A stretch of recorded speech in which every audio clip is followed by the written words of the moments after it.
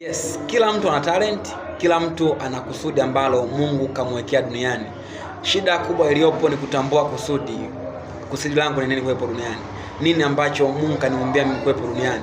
Na changamoto kubwa mtu akishatambua kusudi, inapowazaga ni kukopi vitu kutoka watu ambao wanafanya vitu ambavyo yeye anafanya. Maybe wewe ni mwimbaji, alafu ukakuta kuna mwimbaji mkubwa zaidi yako ambaye tayari kashatambulikana kwenye jamii, unaamua kuiga kama anavyofanya yeye. Maybe kamwiga Bujoroga kwa sababu anafanya vizuri na wewe kaanza kuimba sauti kama ya kwake.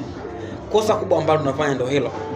Badala ya kuboresha na kuonesha wewe halisia, unamuonesha yule ambaye ameshaonekana. Kwa hiyo utamuua yule halisia ambaye ndo wewe, utamzarisha yule ambaye kashatokea tayari, ambaye ndo yule ambaye unamchukua kama role model. Kuna vitu ambavyo utakao vifuate kama nizamu, mikakati, mazoezi, utakao vifuate, lakini usiige sauti, usiige zewe anavaa, usiige zewe anafanya vitu vingine.